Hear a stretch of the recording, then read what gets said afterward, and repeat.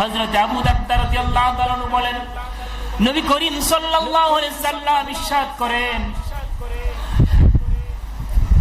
আল্লাহ তাআলার নূরের তৈরি ফেরেশতাগণ তালিবে ইলমের জন্য তারা যে রাস্তা দিয়ে হাঁটে, মাদ্রাসায় যায়, মক্তবে যায়, কোরআন হাদিস শিক্ষা অর্জন করার জন্য, তাদের জন্য আল্লাহ রাব্বুল আলামিন ওই নূরের তৈরি ফেরেশতারা তাদের নূরের পর বা পাখা তাদের সম্মানার্থে বিছায়া দেন। বলুন সুবহানাল্লাহ।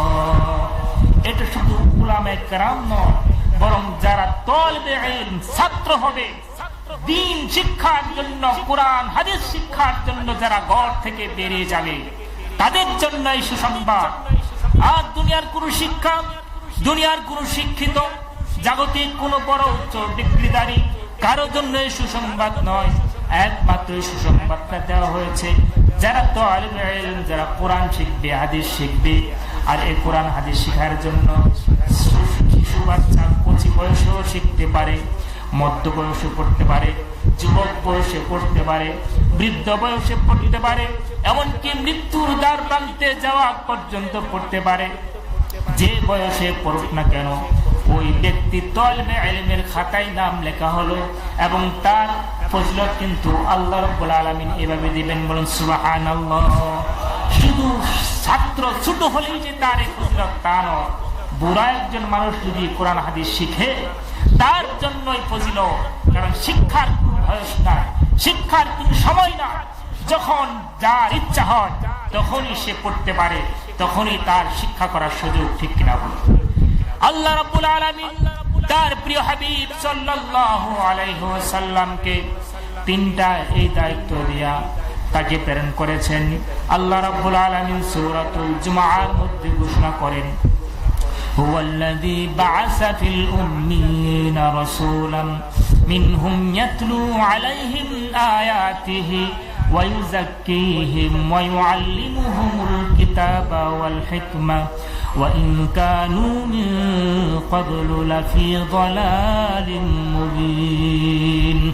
আল্লাহ রাব্বুল আলামিন বলেন, তিনি উম্মীদের মধ্য থেকে একজন রাসূল প্রেরণ করেছেন। কেন রাসূল প্রেরণ করেছেন?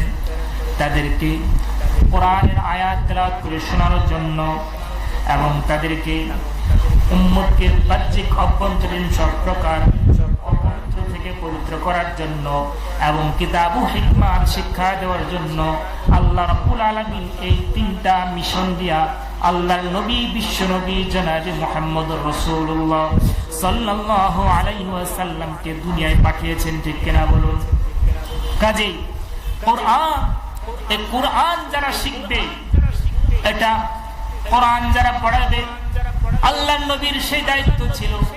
আল্লাহর নবীর আরেক দায়িত্ব ছিল মানুষের অভ্যন্তরীণ বাহ্যিক যত অপবিত্রতা আছে, বাহ্যিক অপবিত্র হলো মানুষের গীবত, শিকায়ত, গীবত, অন্যায় এবং মানুষের মধ্যে শিরক, কুফর, বেদাত, যত প্রকার খারাপি, এগুলি দূর করা এবং মানুষের অন্তরে যত রোগ আছে সেগুলিও দূর করা, বাহ্যিক যত নাপাকি, যত গান্দাগি, যত খারাপি আছে সব কিছু দূর করা।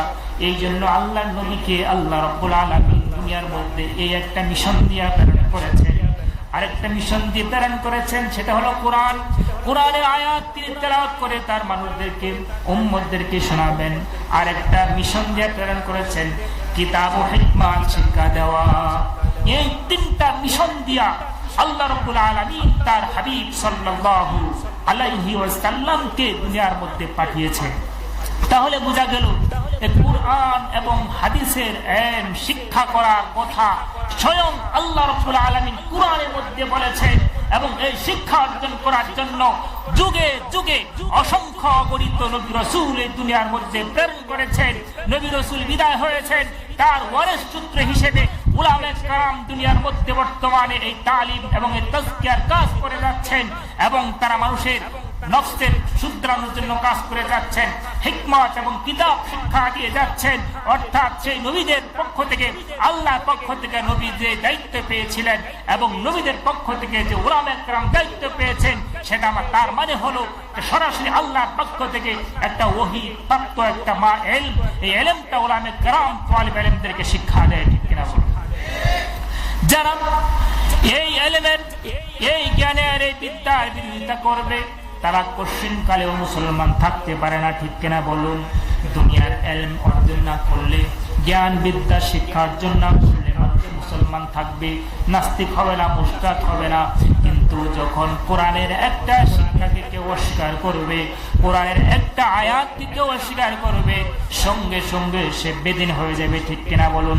কারণ মানুষের বিদ্যা এমন এক জরুরি বিষয়, জ্ঞান বিদ্যা মানুষের শত্রু হয় না, বন্ধু হয়। মানুষের জ্ঞান বিদ্যা যত প্রচার করে ততই বাড়ে, মানুষের সম্পদ যত বিলায় তত কমে। সম্পদশালীদের শত্রু থাকে, চোর থাকে, ডাকাতের ভয় থাকে, ছিনতাইকারীর ভয় থাকে। যাদের সম্পদ আছে তারা কৃপণ হয়, বকিল হয়। আর যাদের এলম আছে তারা উদার মনের হয়, তারা সখী হয়, দানশীল হয়। আর যাদের মধ্যে এলম আছে তারা আল্লাহওয়ালা হয়। যাদের মধ্যে সম্পদ আছে তারা কিন্তু এরভাবে কৃপণ হয়ে আল্লাহর সাথে নাফরমানি করতে পারে। এই কথাই হযরতে আলী রাদিয়াল্লাহু তাআলা আনহু তার ভাষায় তিনি বলেছেন, রাদিতু কিসমাতাল জাব্বারি ফিনা, রাদিতু কিসমাতাল জাব্বারি ফিনা, লানা ইলমুন ওয়া লিআদাই মাল, ফাইন্নাল মালা يبقى عن قريب، فإن المال يبقى عن قريب، وإن العلم يبقى لا يزال। হযরত আলী রাদিয়াল্লাহু তাআলা আনহু বলেন, আল্লাহ রাব্বুল আলামিনের বন্টনে আমরা সন্তুষ্ট এবং খুশি হয়ে আছি, কারণ আল্লাহ রাব্বুল আলামিন আমাদেরকে দিয়েছেন কুরআন ও হাদিসের ইলম। না বলুন সুবহানাল্লাহ। কারণ কুরআন হাদিসের ইলম আল্লাহ রাব্বুল আলামিন আমাদেরকে দিয়েছেন, আর আমাদের শত্রু পক্ষদেরকে দিয়েছেন সম্পদ। আর আমাদের ইলম যত বিলায় তত বাড়ে, আমাদের বন্ধু থাকে। আর যারা সম্পদশালী হয়েছে তাদের শত্রু আর তাদের সম্পদ যত বিলায় তত কমে যায়, ঠিক কিনা বলুন? এই জন্য ইলম এবং সম্পদ এই দুইটা কখনো এক সমান হতে পারে না। সম্পদ আর ইলম, সম্পদশালী এবং ইলম, এই দুটার মধ্যে আসমান এবং জমিন ব্যবধান। এই পৃথিবীতে যত ক্ষমতাবান হোক, সম্পদশালী হোক, যতই অর্থের মালিক হোক, যতই বড় হোক, একজন দ্বীনি আলেমের সাথে তুলনা পৃথিবীর কারো হবে না, ঠিক কিনা বলুন? যারা মুকুটবিহীন সম্রাট বলা হয়, বাংলাদেশের দিকে তাকিয়ে দেখুন না, আমির হেফাজত আল্লামা আহমদ শফী, তাকে মুকুটবিহীন বাদশা বলা হয়। তিনি এক জায়গায় গেলে পুলিশ, জনগণ, এমপি, মন্ত্রী সহ সকলেই তার এক নজর দর্শনের জন্য উদ্গ্রীব হয়ে থাকে, ঠিক কিনা বলুন? আর এদেশে যদি প্রধানমন্ত্রীও আসে, দলীয় লোক দেখতে যায়। আর যদি একজন আলেম কোথাও আসে, লক্ষ লক্ষ মানুষ তার এক নজর দেখার জন্য পাগল হয়ে যায়, যে আল্লাহর চেহারা যখন একবার দেখা হবে সগীরা গুনাহগুলি জড়ে পড়বে। এই জন্য একজন আলেমের দর্শন পাওয়ার জন্য জনগণ ছুটে যায়, ঠিক কিনা বলুন?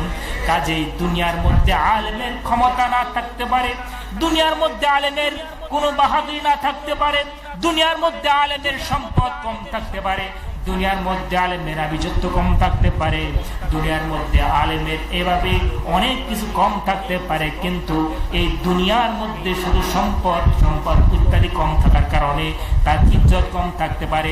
আল্লাহ রাব্বুল আলামিন বলেন, লা খাউফুন আলাইহিম ওয়া লা হুম ইয়াহজানুন, তাদের কোনো চিন্তাও থাকবে না, ভয়ও থাকবে না পরকালে, ঠিক কিনা বলুন?